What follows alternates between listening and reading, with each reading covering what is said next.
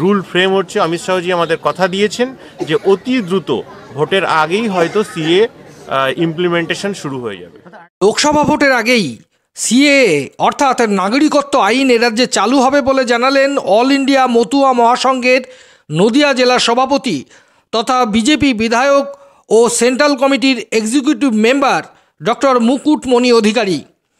আজ দুপুরে নদিয়ার ফুলিয়া বেলগড়িয়া শীতলাপাড়ায় অনুষ্ঠিত মতুয়াদের এক অনুষ্ঠানে এসে সাংবাদিকদের প্রশ্নের উত্তরে একথা জানান তিনি।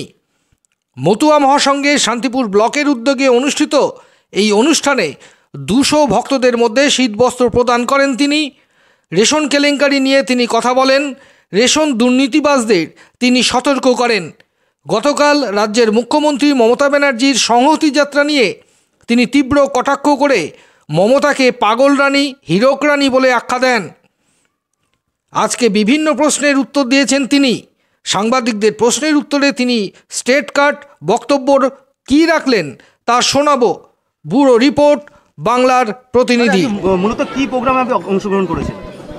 দেখুন, অংশগ্রহণ বলাটা ভুল হবে, এটা আমাদেরই প্রোগ্রাম। অল ইন্ডিয়া মতুয়া মহাসংঘ নদিয়া দক্ষিণ সাংগঠনিক জেলা এবং শান্তিপুর ব্লকের উদ্যোগে আমরা এখানে বস্ত্র বিতরণী, শীত বস্ত্র বিতরণী এবং আমাদের শান্তিপুর ব্লকের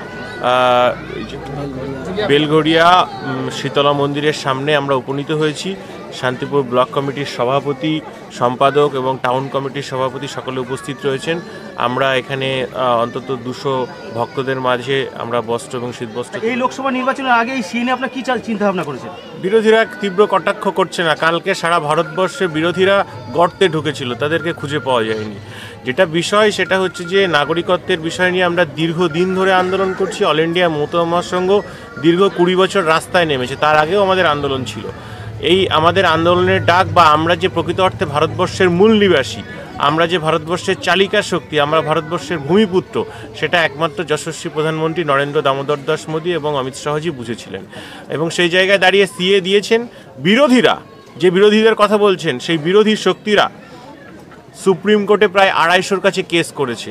প্রত্যেকটা সাধারণ মানুষের জানা উচিত, প্রত্যেকটা মতুয়া তথা সমস্ত হিন্দু শরণার্থীদের জানা উচিত যে তাদের নাগরিকত্বের পথে প্রধান অন্তরায় বিজেপি ব্যতীত সমস্ত বিরোধী রাজনৈতিক দলগুলো। তারা সুপ্রিম কোর্টে পর্যন্ত কেস করেছে, সেই কেসগুলো নিষ্পত্তি হচ্ছে, রুল ফ্রেম হচ্ছে। অমিত শাহজি আমাদের কথা দিয়েছেন যে অতি দ্রুত ভোটের আগেই হয়তো সিএ ইমপ্লিমেন্টেশন শুরু হয়ে যাবে। রেশন দুর্নীতি, এই রেশন দুর্নীতি আপনার বিধানসভা এলাকাতেও কিন্তু একাধিক অভিযোগ উঠে এসেছে। তা এই নিয়ে যেটা সূত্রের খবর, আপনি কেন্দ্রের সাথে নিয়মিত যোগাযোগ করছেন এবং চিঠি পেশ করেছেন। আপনি আগামী দিনে কী ব্যবস্থা নিতে চলেছেন? দেখুন, নিতাই ঘোষ সহ হবিবপুরের সাহা সহ আমাদের যারা এর সঙ্গে যুক্ত রয়েছেন, কুপার্স ক্যাম্পের এবং বিভিন্ন জায়গার প্রত্যেককে আমি সতর্ক করে দিতে চাই যে সেন্ট্রাল গভর্নমেন্টের দেওয়া খাদ্যশস্য চাল আপনারা পালিশ করে খোলা বাজারে বিক্রি করছেন এবং আপনারা এটা পাচার করছেন। দীর্ঘদিন ধরে কোটি কোটি টাকার লুট করছেন আপনারা। সাধারণ মানুষ যাতে তাদের দেওয়া চাল এবং খাদ্যশস্য পায়, তার জন্য আমি আন্দোলনে নেমেছি এবং আমি এর শেষ দেখে ছাড়ব। প্রত্যেককে বুঝিয়ে দেব যে এইভাবে চলতে পারে না। দীর্ঘদিন যেভাবে এরা মানুষের সাথে দ্বিচারিতা করে এসেছে, এর একদম শেষ দেখে আমি ছাড়ব। একটা প্রশ্ন, সেটা হচ্ছে গতকাল রাম মন্দির উদ্বোধন হয়েছে, সেখানে আছে সারা রাজ্যের বাসী কিন্তু মাতোয়ারা, কিন্তু এ রাজ্যে একটা বিরল ঘটনা ঘটলো। গতকালকে কিন্তু মুখ্যমন্ত্রী মমতা বন্দ্যোপাধ্যায় তিনি কিন্তু একটা যাত্রা করেছেন, কি বলবেন এটাকে নিয়ে, কি বলবেন?